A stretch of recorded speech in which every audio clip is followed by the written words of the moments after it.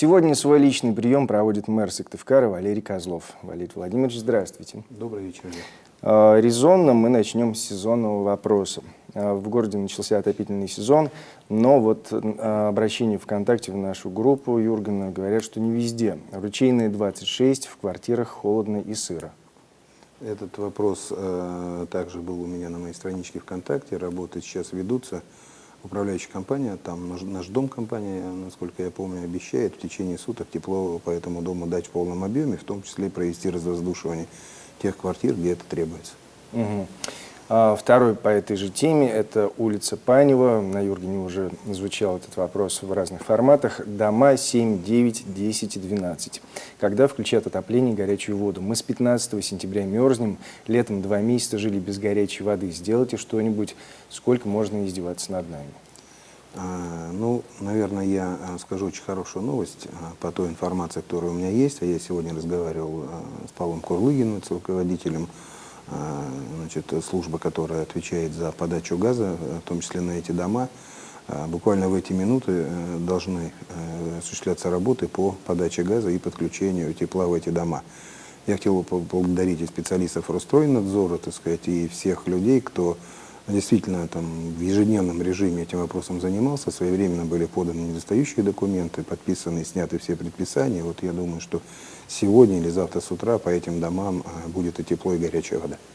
Замечательная новость. Мы продолжаем с вопросами из общественной приемной главы. А всем нашим зрителям, и в частности зрителям из города Сыктывкар, напоминаю, что мы работаем в прямом эфире, и для нас первичны именно ваши звонки в наш эфир. Если у вас есть вопросы, звоните. И третий вопрос подряд из нашей группы ВКонтакте. Катаева 3, отопления до сих пор нет, кровля прохудилась. Двойная, получается, загвоздка здесь. Компания «Жилвест» от ситуации отстранилась. Примите меры.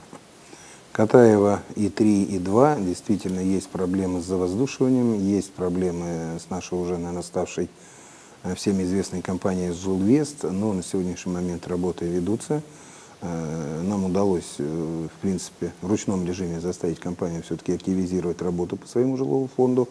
Стоит вопрос, как уже мы тоже об этом говорили, о передаче этого фонда в другие управляющие компании. Но на сегодняшний момент, опять же, в течение суток тепло по этим адресам должно быть. По кровле, я думаю, необходимо отдельно обследовать, посмотреть. Сейчас я не готов ответить, но возьмем на карандаш и обязательно, так сказать, в рамках ответов данного личного приема по кровле также я готов буду отчитаться.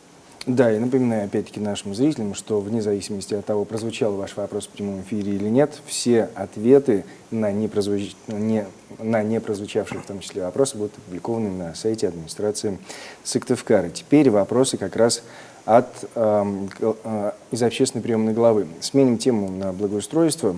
В данном случае в Мичуринском парке слишком грубо ведутся реконструкционные работы. Якобы вырубают большие сосны.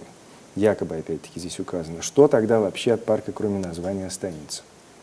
Ну, опять же, Мичуринский парк действительно, как, наверное, одно из излюбленных в прошлом мест отдыха, привлекает большое внимание жителей города, но мы достаточно долго и подробно проводили публичные слушания и обсуждали это в сетях интернет. И на сегодняшний момент мы реализуем тот план благоустройства, который был принят, в том числе с участием общественников города Сыктывкар. Действительно, достаточно большое количество деревьев там подверглось вырубке, но каждый из этих деревьев имеет заключение, что оно действительно или ветхое, или, так сказать, зараженное, или в ближайшие годы, так сказать, такая участь его постигнет. Поэтому все деревья, которые, возможно, там сохранены, более того, проектом благоустройства предусмотрено его водоотведение и отсыпка грунта в низинах, там, где, так сказать, как раз деревья в первую очередь из-за заболоченности пострадали, и высадка новых длинномерных деревьев, которые, так сказать, мы будем следить за то, чтобы каждое из них прижилось, и в будущем, так сказать, образовался вот такой массив хороших, новых, здоровых деревьев. Угу. А в целом, каков его будет окончательный вид?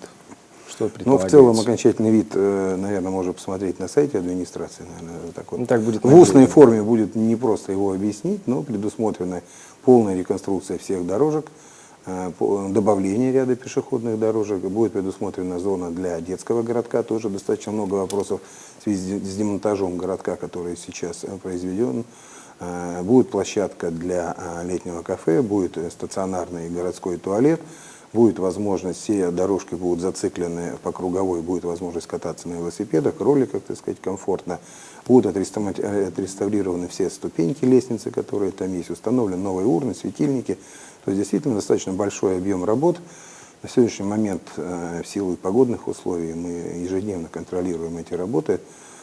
Опять же, в наш адрес поступают вопросы, но я думаю, что подрядчик сделает все возможное, чтобы, так сказать, установленные сроки завершить эту работу до наступления такого зимнего периода. Да, было бы замечательно, потому что люди ждут. Планируется ли строительство в городе новых скверов, аллей, парков, соответствующих европейскому уровню благоустройства? Если да, то где именно? Ну, строительство новых парков и скверов, наверное, Мичуринский парк в этом году, Кировский парк в прошлом году, значит, Покровский бульвар, который в этом году мы благоустраиваем. Это те примеры, значит, той работы, которую мы ведем, уж насколько это соответствует, значит, лучшим европейским образцам. Не берусь судить, наверное, нам есть над чем работать. Все остальные территории у нас в плане. Мы сейчас одной из своих целей поставили, так сказать, резервирование территорий на будущее. У нас в 2016 году 6 территорий отведены и переведены в статус городских парков и скверов. Да? То есть это обезопасивает эти территории от пресловутой точной застройки и дает нам перспективы в дальнейшем, так сказать, обустройства новых парковых площадок. Ну, понятно, на мой взгляд, сперва все-таки надо доделать и привести в приличный вид те места, которые уже, так сказать, в городе есть. Хорошо, а тогда насколько пропорциональны темпы озеленения городских территорий темпам реконструкции и нового строительства? Что делается конкретно для поддержания норм по озеленению в городе? Ну, во-первых, мы ежегодно высаживаем достаточно большое количество новых деревьев, в том числе и в рамках компенсации за те деревья, которые вырубаются в рамках или строительства, или иных вот, значит, причин. Во-вторых, мы со следующего года планируем все-таки вернуться к вопросу благоустройства газонов в центральной части города. Да, и мы сейчас определяем места и начинаем просчитывать, сколько денег это будет стоить.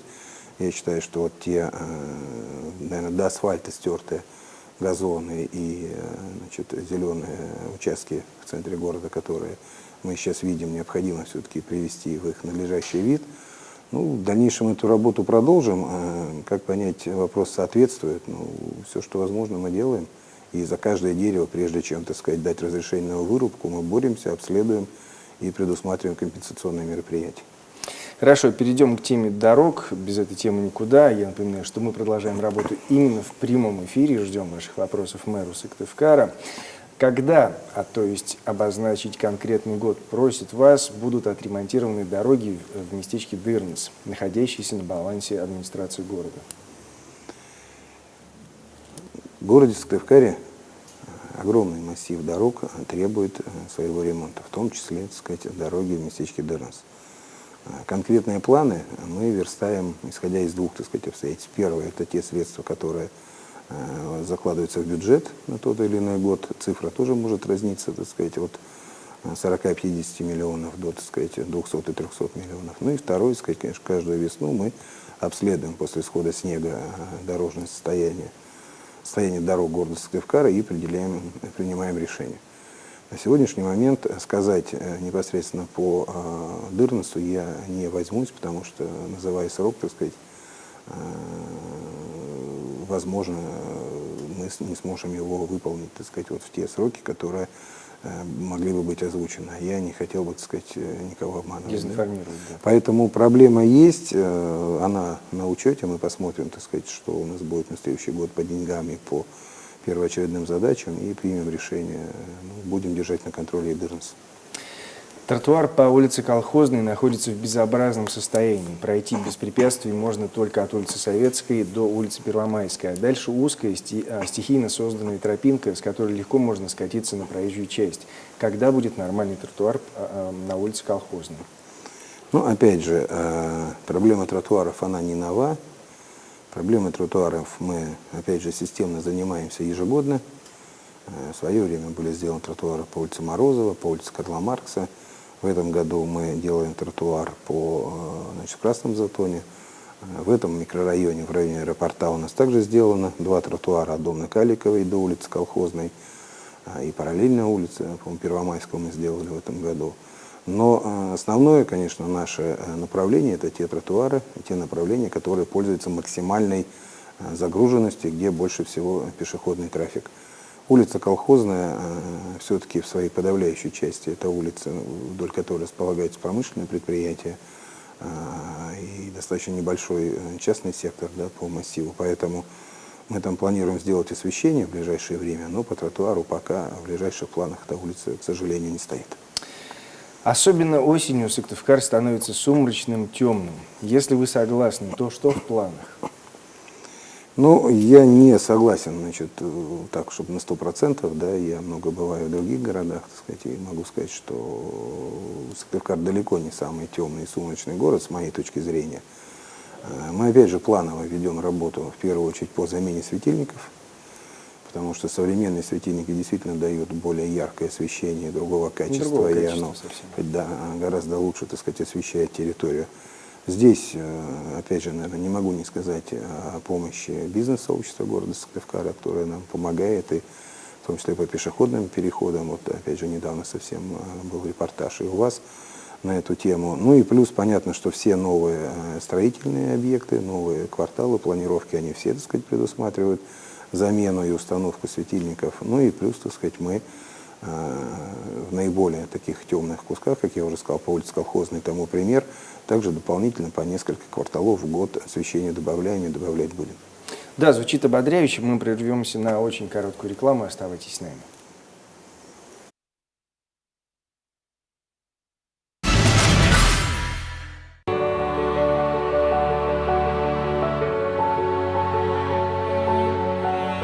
Мы сделали комфорт доступным. Квартиры от 990 тысяч рублей. Новый жилой комплекс «Атлантида». Экономь по-крупному с аптекой «Будь здоров». Совершай покупки с картой «Аптечный кошелек», получай бонусы и приобретай товар со скидкой до 99%. Будь здоров! Сеть близких тебе аптек. На Юргане продолжается личный прием мэра Сыктывкара Валерия Козлова, и мы остановились на следующем вопросе как раз из нашей группы ВКонтакте. Здравствуйте. Как обстоит дело по переселению из ветхого и аварийного жилья в лесозаводе? Живем и мучаемся, никаких условий. С уважением, улица Северная. Ну, программа переселения из ветхого аварийного жилья подходит к своему завершению. Я не сомневаюсь в том, что, так сказать, как мы обещали, до конца сентября мы введем в строй последний дом, который в рамках этой программы строится. Всего более 400 семей было переселено в рамках этой программы из 41 дома. И мы, так сказать, сейчас ждем параметров от Российской Федерации, да, тех параметров, по которым будет данная программа продлена. О том, что она будет продлена, уже заявлено, и, конечно, это очень хорошее и большое дело. Но вопрос в том, что в данную программу были включены дома, которые признаны ветхими и аварийными до января 2012 года. Тот жилой фонд по улице Северной, в частности, дом номер 100, и там есть несколько домов, где полностью действительно все жилье признано непригодным для проживания, они признаны таковыми были после обозначенной даты. Поэтому, так сказать, мы должны получить параметры программы, там должны быть оговорены сроки, которые будут захватывать вот те дома по дате признания их ветхими и аварийными, и как только дома по улице Северной попадут под эти условия, они немедленно будут расселены. Я понял. Непривычно и даже, может быть, как-то особенно долго мы ждали первого звонка для личного приема. Это действительно очень странно. Алло, здравствуйте. Алло. Алло. Алло, здравствуйте. Алло. Да-да-да, мы вас слушаем. Здравствуйте. Здравствуйте. Я бы хотел задать вот такой вопрос по поводу освещения. Вы тут говорили про колхозную, а я бы хотел узнать по поводу освещения дорожки, которая идет между домом 55А и 14-м детским садом к школе номер 18. Эта дорога всегда находится в темном состоянии, и вот буквально пройти там без фонаря сейчас после дождей, ну, просто нереально. Можно ли какой-нибудь фонарь установить, хотя бы один на всю эту дорожку, там метров 100, может быть? Хотя бы один.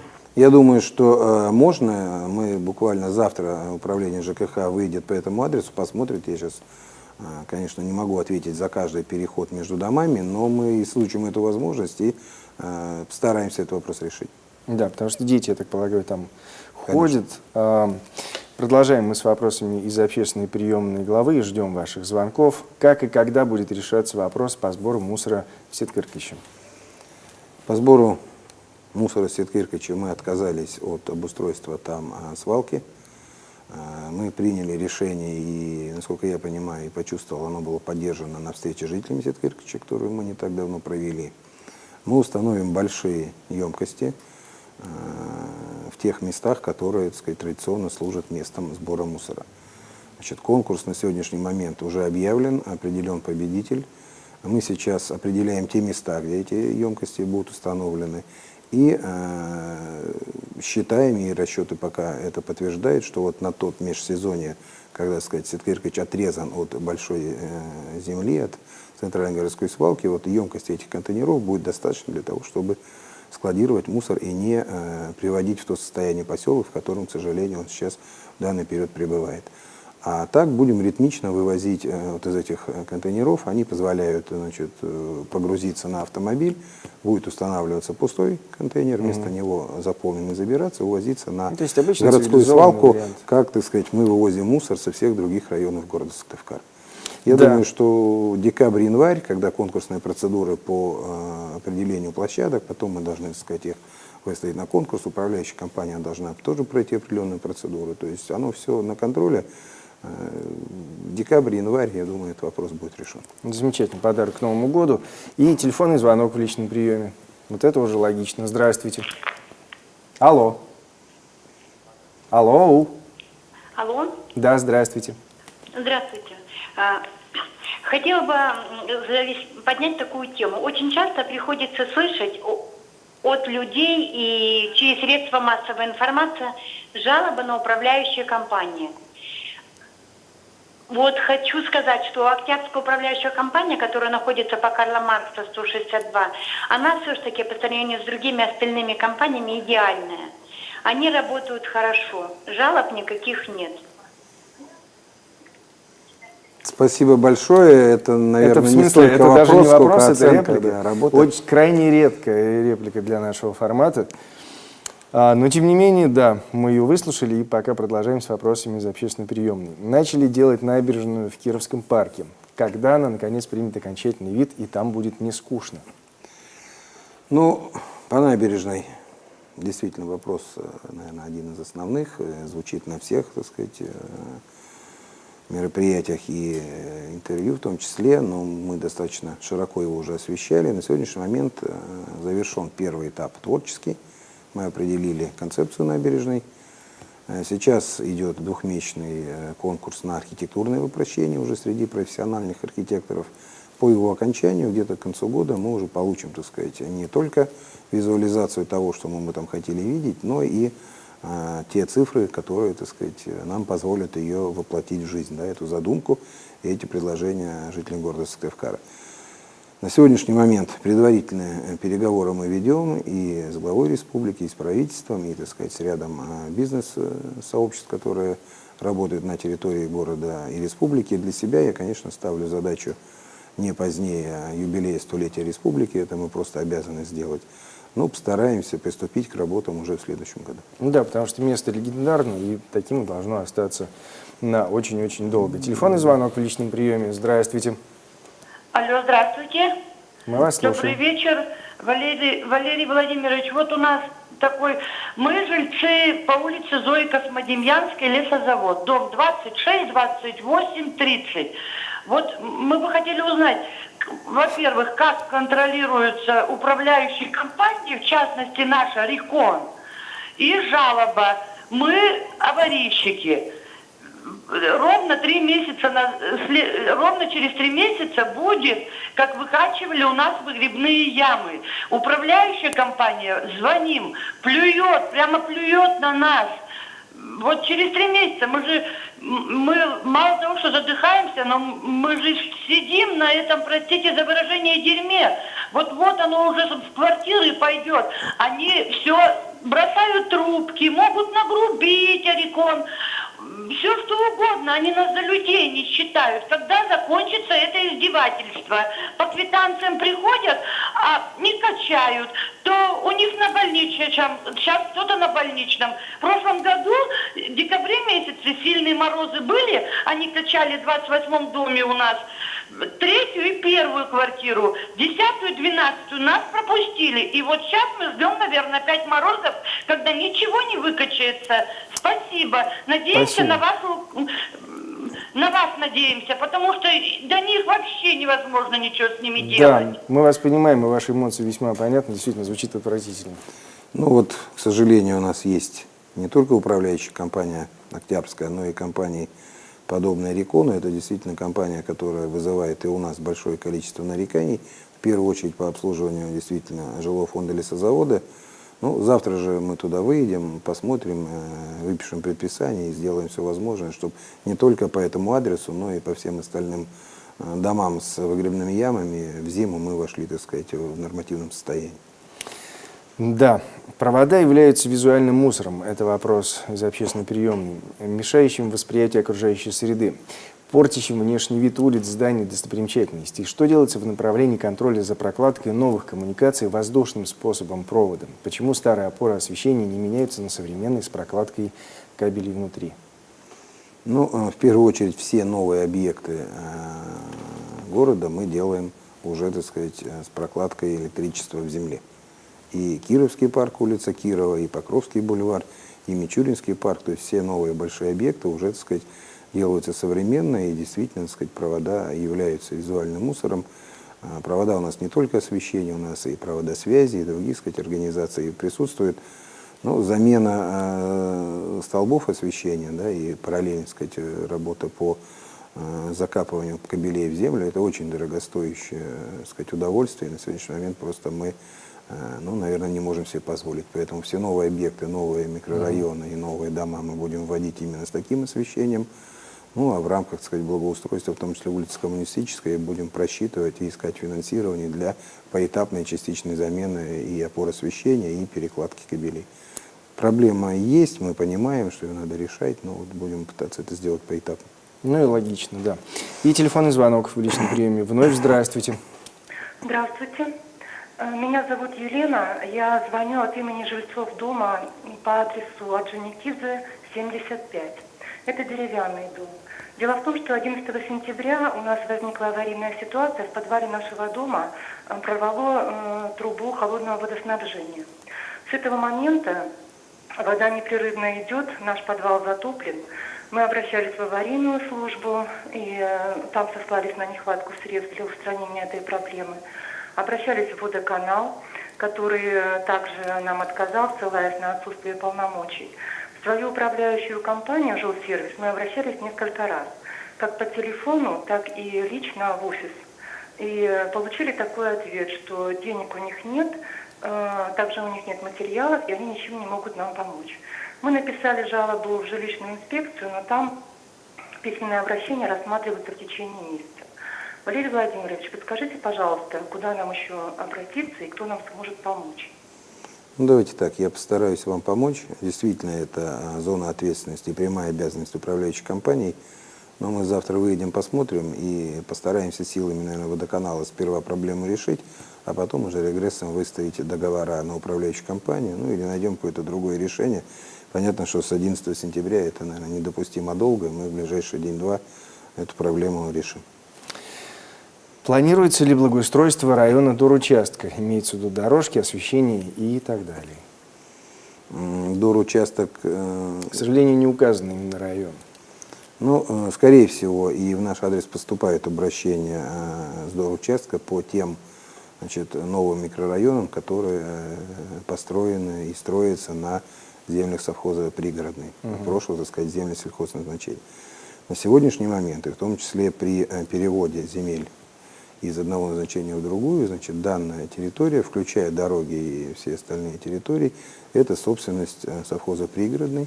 Они не переданы на муниципальный баланс, не являются муниципальной собственностью. И я все-таки думаю, что при проектировании и проведении этих работ все-таки совхоз должен был предусмотреть в том числе и благоустройство этой территории.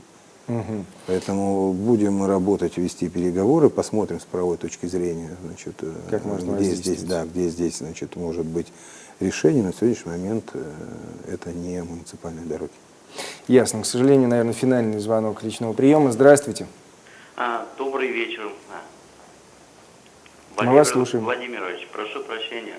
У нас такой вопрос, Валерий Владимирович. Вдоль детского садика номер 4 мостки в ужасном состоянии. Разговаривали уже по этому поводу с городовым. Он ничего посодействовать не может. Разговаривали уже по поводу этих мостков с директором этого детского садика. Она сказала, что за территорией детского садика они ответственность на них не несут.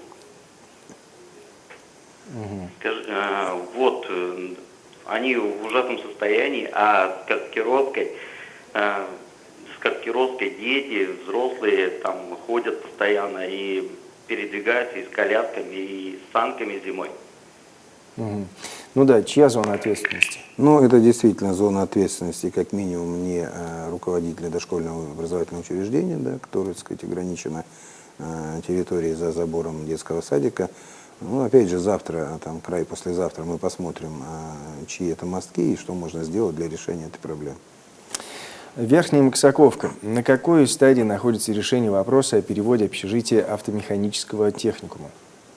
Ну, имеется в виду маневренный фонд, скорее всего. Очевидно. Да? Формулировка вот именно так и Ну, звучит. на сегодняшний момент общежитие передано городу Сыктывкару. На сегодняшний момент принято решение об устройстве там маневренного фонда. Это хорошее 4-этажное здание, но понятно, что, сказать, прежде чем туда людей заселять, нам необходимо провести как минимум косметический ремонт. Ну и плюс, примерный так сказать, срок. Нет, срок такой, что мы в этом году начнем ремонт 1-2 этажа. В следующем году мы планируем предоставлять там жилье под маневренный жилой фонд и обустроить там вахту и ввести ставку вахтера для того, чтобы не повторить там печальный опыт иного маневренного фонда. Да, его не надо. Вот на этой ноте я предлагаю завершить. Валерий Владимирович, спасибо большое за Спасибо вам. то, что нашли время. Личный прием мэра Сыктывкара Валерия Козлова завершен. Вопросы, которые мы не успели озвучить за эти полчаса, передаем в администрацию Сыктывкара и через неделю ждем ответов. В следующую среду свой личный прием проведет руководитель администрации Книжпогосского района Вячеслав Ивочкин. Отправляйте вопросы в общественную приемную главы Коми, группу Юргана ВКонтакте и звоните на автоответчик. Детали дня можно посмотреть на сайте jurgan.rf и посредством функции видео по запросу IP телевидения Ростелекома. Всего доброго.